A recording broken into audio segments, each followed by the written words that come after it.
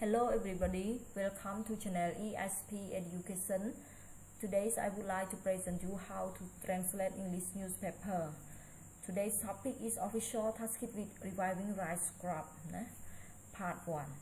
So today President Yum Control channel ESP Education ក៏ដោយបងប្អូនសិស្សនិស្សិតនិស្សិតតែនៅគ្រប់គ្រងតាក់ទងទៅនឹងវិធានបទដែល ESP Education តែងតែលើកឡើងថ្ងៃនេះដែរជាមួយនឹង ESP Education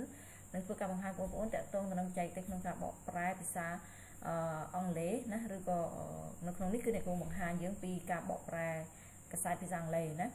ប្រធានបទរបស់យើងថ្ងៃនេះគឺផ្ដោតទៅលើមន្ត្រីទទួលបន្ទុកស្រង់ដំណាំស្រូវផ្នែកទី1ជាដំបូងសូមជួយចុច Subscribe ឬជាបណ្ដឹង Channel ESP Education ដើម្បីទទួលបាននូវវីដេអូល្អៗក៏ដូចជាផ្នែកបន្តបន្ទាប់នៅក្នុងប្រធានបទនេះផងដែរអូខេអញ្ចឹងដើម្បីកុំឲ្យខាតពេលយើងចូលទៅកម្មវិធីរបស់យើង Welcome to our topic ប្រធានបទរបស់យើងគឺ Official Task with Reviving Rice Crop ណា Official មន្ត្រី task with នេះគឺទទួលបន្ទុក reviving គឺស្រោចស្រង់ឬក៏ធ្វើឲ្យមានជីវិតណា rice ដំណាំស្រូវ crop គឺrice crop គឺដំណាំស្រូវណាអញ្ចឹង task នេះលុប ed ចោល task with something អញ្ចឹងទទួលបន្ទុកក្នុងការធ្វើអ្វីមួយ revive នេះលុប ing ថែម e ណាបកប្រែថាស្រោចស្រង់ធ្វើរស់រានតោះអញ្ចឹងជាបកមន្ត្រីទទួលបន្ទុកក្នុងការស្រោចស្រង់ដំណាំស្រូវណា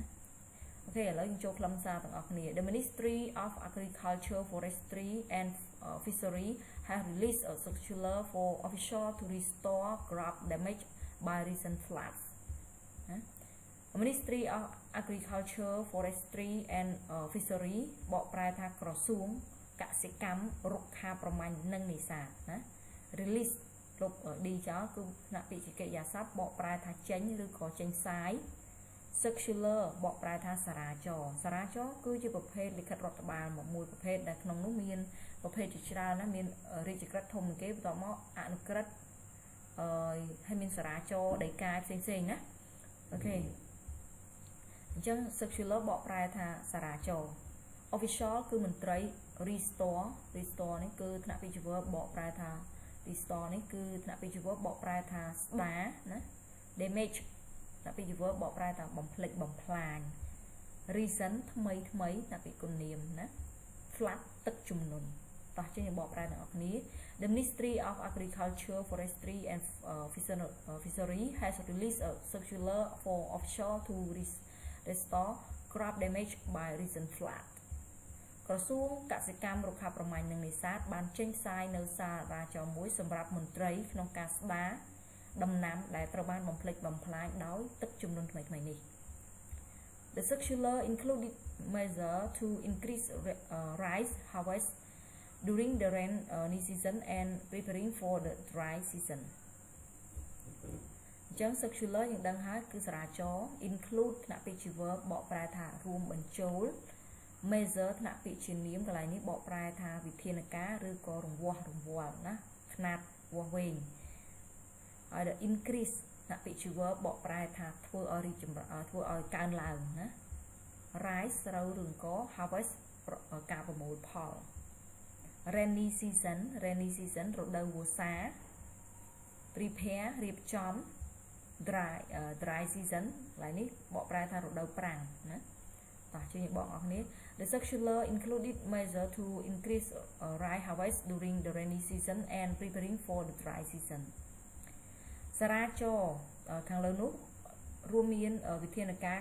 ក្នុងការបង្កើនទិន្នផលណាបង្កើនការប្រមូលផលស្រូវអំឡុងរដូវវស្សានិងត្រៀមរៀបចំសម្រាប់រដូវប្រាំងផងដែរចឹងជារួមនៅក្នុងកថាខណ្ឌទី1នេះគឺក្រសួងកសិកម្មរុក្ខាប្រមាញ់និងនេសាទគាត់បានចេញសារាចរមួយក្នុងការស្ដារដំណាំស្រូវដែលខូចខាតដោយទឹកជំនន់ហើយក្នុងខ្លឹមសារសារាចរនេះគឺផ្ដោតទៅលើការបង្កើនទិន្នផលស្រូវអំឡុងរដូវវស្សានិងត្រៀមរៀបចំសម្រាប់រដូវប្រាំងផងដែរណាជារួមអូខេអញ្ចឹង in the two-page circular Minister Wayne Sukhon said most of Cambodia has experienced rainfall since the beginning of this year's rainy season អញ្ចឹង the two-page circular បកប្រែថាសារាចរដែលមាន2ទំព័រ Minister គឺរដ្ឋមន្ត្រី said មកពាក្យថា say គឺនិយាយឬក៏មានប្រសាសន៍ experience មានបទពិសោធន៍ឬក៏ធ្លាប់ជួបប្រទះនៅបទពិសោធន៍ណា since តាំងពី beginning of this year ដើមឆ្នាំនេះណា the beginning of this year ដើមឆ្នាំនេះណា rainy season យើងរៀនមុននេះបន្តិចគឺរដូវវស្សាណាតោះជាងបកប្រែ In the two-page circular, Minister Wayne Sakon said most of Cambodia has experienced rainfall since the beginning of this year's rainy season. ក្នុងសារាចរណ៍ដែលមានពីទំព័ររដ្ឋមន្ត្រីក្រសួងរដ្ឋមន្ត្រីឯកឧត្តមរដ្ឋមន្ត្រីវែងសុខនបានមានប្រសាសន៍ថាភាគច្រើននៅប្រទេសកម្ពុជាយើងគឺមានបទពិសោធន៍ភ្លៀងធ្លាក់តាំងពីដើមឆ្នាំក្នុងដើមឆ្នាំនៅរដូវវស្សាណា He said the conditions are good for growing rice and achieving quick result ចឹង set មកពាក្យ say គឺមានប្រសាសន៍ he នេះជំនួសឲ្យឯកឧត្តមរដ្ឋមន្ត្រីវែងសុខនណា he ហ្នឹង condition ថ្នាក់ពាក្យជំនាញបកប្រែថាលក្ខខណ្ឌ good adjective បកប្រែថាល្អ grow ថ្នាក់ពាក្យកិរិយាសព្ទបកប្រែថាបើមនុស្សយើងគេហៅថាលូតលាស់ធំធាត់ណាដល់ពេលរុក្ខជាតិលូតលាស់មនុស្សវិញគឺចម្រើនវ័យពេញវ័យធំលូតលាស់ចឹងទៅណា achieve លុប ing ថែម e មក achieve ថ្នាក់ពាក្យ verb បកប្រែថាសម្រេចឬក៏សម្រេចសមិទ្ធផលបានណា quick ថ្នាក់ពាក្យគុណនាមបកប្រែថាលឿនឬក៏រហ័សឆាប់រហ័សចឹងទៅresult ថ្នាក់ពាក្យជំនាញបកប្រែថាលទ្ធផលណាតោះជាយើងបកទាំងអស់គ្នា He said the conditions are good for growing rice and achieving quick result ឯកឧត្តមរដ្ឋមន្ត្រីបានមានប្រសាសន៍ទៀតថាលក្ខខណ្ឌខាងលើនេះលក្ខខណ្ឌភ្លៀងធ្លាក់ដើមឆ្នាំហ្នឹងណានៅរដូវវស្សាហ្នឹងគឺសំដៅដល់ហ្នឹងណាក៏បានមានប្រសាសន៍ឯកឧត្តមរដ្ឋមន្ត្រីគាត់មានប្រសាសន៍ថែមទៀតថាលក្ខខណ្ឌខាងលើនេះគឺល្អណាស់សម្រាប់ការលូតលាស់ដំណាំស្រូវនិងសម្រេចបាននៅលទ្ធផលយ៉ាងឆាប់រហ័សណាចឹងជារួមឯកឧត្តមរដ្ឋមន្ត្រីវែងសុខនគាត់បានមានប្រសាសន៍ថាប្រទេសកម្ពុជាយើងលក្ខភ្លៀងធ្លាក់ជាទូទៅគឺរដូវវស្សាគឺភាគច្រើនធ្លាក់នៅដើមឆ្នាំណាហើយលក្ខខណ្ឌធ្លាក់ភ្លៀងដើមឆ្នាំហ្នឹងហើយវាគឺជាលក្ខខណ្ឌដែលល្អសម្រាប់ឲ្យដំណាំស្រូវលូតលាស់ហើយនឹងអាចទទួលបានទិន្នផលឆាប់រហ័សណានៅពេលតែទឹកច្រើនហ្នឹងទៅបបោដំណាំស្រូវវាល្អដែរណាតែប៉ុណ្្នឹងឯងនៅក្នុងអត្ថខណ្ឌទី2 Second edit that as of November 11 farmers throughout the country had transplanted or sown rice on 2.79 million hectares of the planned 2.59 million hectares or 7% ahead of the target អញ្ចឹង add នេះបកប្រែថាបន្ថែមបើនិយាយពីមនុស្សនិយាយវិញគេថានិយាយបន្ថែមណា as of November 11ណាអញ្ចឹងគិតត្រឹមថ្ងៃទី11ខែ11ណា farmer កសិករថ្នាក់ពាក្យជានាមកសិករធ្វើស្រែចម្ការហ្នឹង throughout the country ពេញផ្ទៃប្រទេសណាពេញផ្ទៃប្រទេស transplant ថ្នាក់ពាក្យជាកិរិយាសព្ទបកប្រែថាស្ទូងណានេះ verb ទីខ្ទង់ទី3ណានេះមកពាក្យ sow SOW បកប្រែថាសាកបក transplant ស្ទូង show គឺថ្នាក់ពាក្យ verb បកប្រែថាសាបព្រោះដំណាំស្រូវ transplant rice ស្ទូងស្រូវដល់ sow rice សាបឬក៏ព្រោះស្រូវណាតែនេះ verb ខ្ទង់ទី3ណា transplanted ហើយនឹង sow ទៅជា sown ណា hectare ថ្នាក់ពាក្យជានាមបកប្រែថា hectare plain លុប ned នេះចោលនេះធំនេះមកថ្នាក់ពាក្យកិរិយាសព្ទឬក៏នាមបើកិរិយាសព្ទបកប្រែមានផែនការថ្នាក់ពាក្យជានាមដែលថ្នាក់ពាក្យជានាមផែនការឬក៏គម្រោងណា million ថ្នាក់ពាក្យជានាមបកប្រែថាលានខ្នាតរង្វាស់គឺលាន10 20 30 40 50 70 80 90 100អញ្ចឹងរៀប10 100 ពាន់លានអញ្ចឹងណារាប់រៀងខ្លះទេរៀប10 100 ពាន់ 10000 សែនលានហ្នឹងហើយ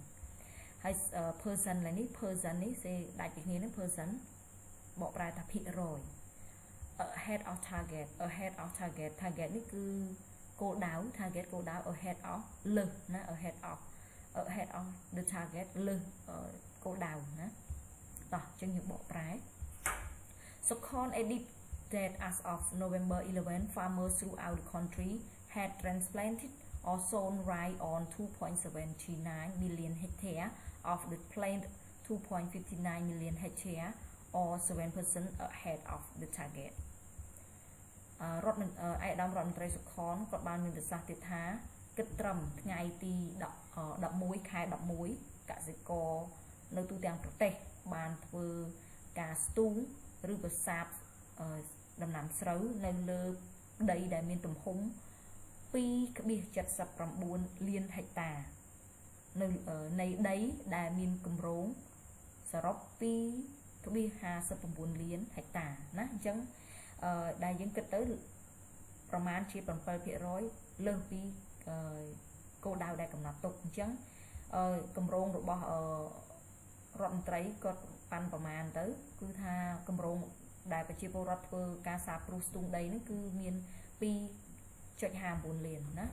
2.59 លាននេះប៉ុន្តែជាក់ស្ដែងធ្វើគិតត្រឹមថ្ងៃទី11ខែ11ហ្នឹងគឺមានសរុបរហូតដល់ 2.79 អញ្ចឹងវាលើសណា 2.79 លានអញ្ចឹងគម្រោងតែ 2.59 លានបើយើងគិតទៅវាលើសគិតជាភាគរយគឺ 7% ណាអញ្ចឹងគម្រោងតែ 2.59 តែជាក់ស្ដែងបាន 2.79 អញ្ចឹង 79 នៃ 59 79 ខ្ពស់ជាងណាខ្ពស់ជាង 20 0.20 ណា 20 លានអញ្ចឹងគិតជាភាគរយគឺប្រមាណជា 7% ឬក៏ 7% អរគុណចំពោះការយកចិត្តទុកដាក់ស្ដាប់តាំងពីដើមដល់ចប់ហើយកុំភ្លេចជួយចុច Subscribe ឬជាបណ្ដឹង Channel ESP Education ដើម្បីទទួលបាននូវវីដេអូបកប្រែភាសាអង់គ្លេសណាផ្សេងៗនឹងចំណេះដឹងផ្នែកគណនេយ្យកុំព្យូទ័រភាសាអង់គ្លេសនិងគណិតវិទ្យាណាកុំភ្លេចជួយ Like វីដេអូនិង Share វីដេអូទៅកាន់មិត្តភ័ក្តិប្រសិនម្នាក់អស់គ្នាគិតថាមាន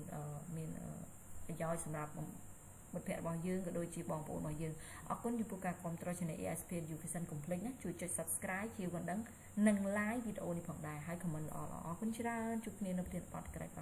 ជូនពរសំណាងល្អ